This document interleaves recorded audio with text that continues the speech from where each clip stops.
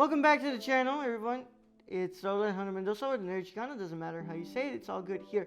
And today we're continuing on through our journey through this set, The World of Wong Kar-wai from the Criterion collection, as we look at his next film, Days of Being Wild from 1990. Last week we talked about his directorial debut in the first film on this set, As Tears Go By from 1988. And today we're going to be taking a look at this next film, which is the first collaboration between him and Christopher Doyle, his main cinematographer that he seems to work with after this film. And yeah, I'm really thankful to everybody who watched the last video, and thank you all so much for watching it, sharing it around. And remember, you go ahead and throw it around in your socials and share it around so that way people can get to watching it. I do love this set a lot, so I'm very happy to be rewatching these films and really taking a look on this other TV that I have here and on my 4K player. But of course, before we get into the film, let's go ahead and take a look at the introduction by Criterion, and then we'll look at the Wikipedia page like always. I'm gonna put this aside right here, and let's go ahead and bring this right here. Days of Being Wild. The breakthrough sophomore feature by Wong Kar-wai represents the first full flowering of his swooning signature style. The initial entry in a loosely connected ongoing cycle that includes In the Mood for Love and 2046.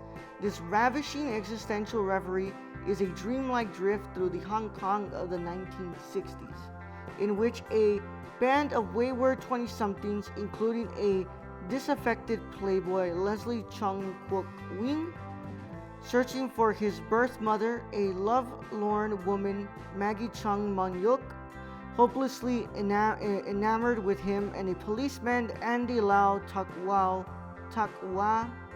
caught in the middle of their turbulent relationship, pull together and push apart in a dance of frustrated desire. The director's inaugural collaboration with both cinematographer Christopher Doyle, who lends the film is gorgeously gauzy, hallucinatory texture, and actor Tony Leung Chiu-wai, who appears briefly in a tantalizing teaser for a never-realized sequel. Days of Being Wild is an exhilarating themes of time, longing, dislocation, and the restless search for human connection. Of course, I'm really sorry for butchering those names, but I'm terrible, and sorry for butchering those names. But of course, written and directed by Wong Kar-wai, produced by Alan Tang. Of course, it stars Leslie Chung, Andy Lau, Maggie Chung, Karina Lau, Jackie Chung, and Tony Leung. And of course, it is an hour and 34 minutes. Let's get to talk about this movie. This is my third time as well that I've watched Days of Being Wild, and I love this film. Quite frankly, this is actually one of my favorite movies from Wong Kar-wai.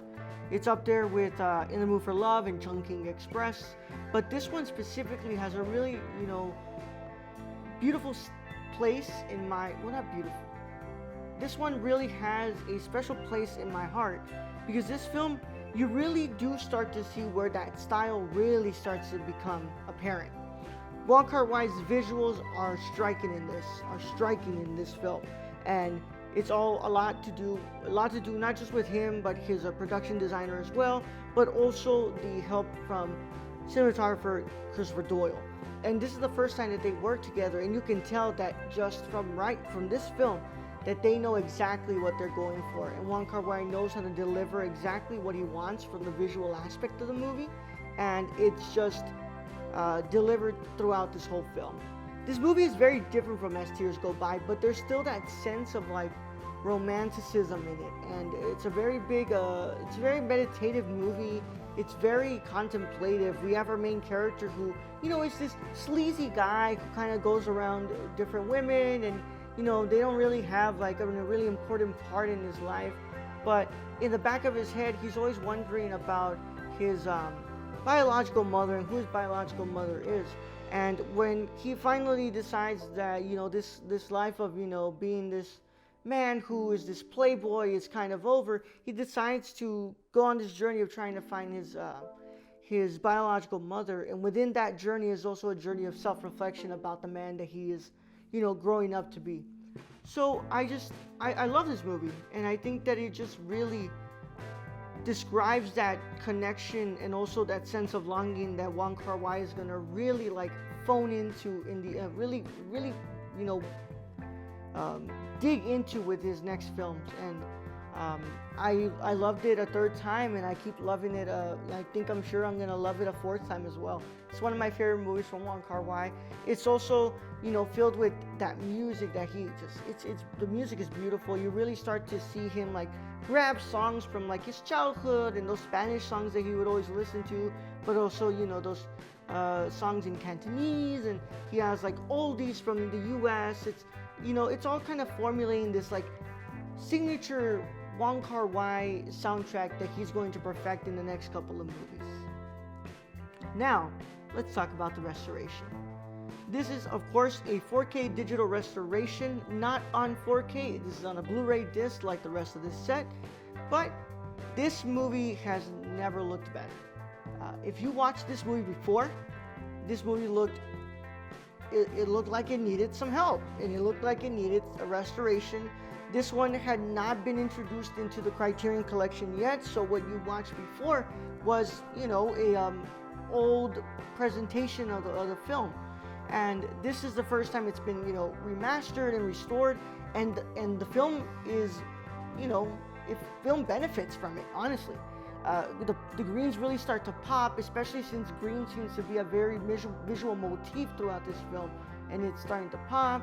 And you know, those scenes at night don't feel, you know, too staticky and too much noise, and it's just the right amount of grain that they left in the film. It looks beautiful. The audio soundtrack as well, the audio tracks sound great. I have no complaints there. Everything sounds good. There are moments where, you know, the audio, you know, stuff in the background is still showing up, and it sounds like really not crisp but sharp. Like it's phoning in through like the microphone, and it's kind of causing some distortion. But it's not a big complaint, because if we look back, this audio track was not done with like the greatest microphones, and it wasn't done with, you know, cutting edge technology. You know, these films were made in the 1990s, and well, this actually was shot in 1989, so it was made in the late 80s, and, you know, let's go, Hong Kong's film industry may not have had the best access to microphones, but the audio restoration is still really good. You can hear perfectly well, and it still looks fantastic. And it looks great on my 4K player, on the, you know, the Samsung 4K TV. It looks wonderful. If we ever get a 4K restoration of this, it would be beautiful. I can't wait to see what that looks like.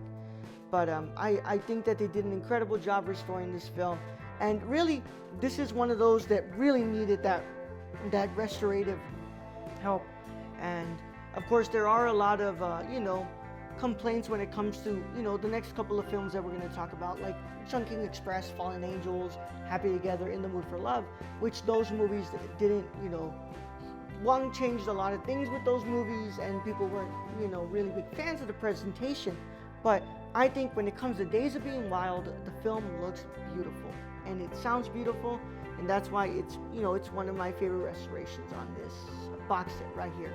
It truly is one of the best restorations to come out on the Wong Kar-wai box set.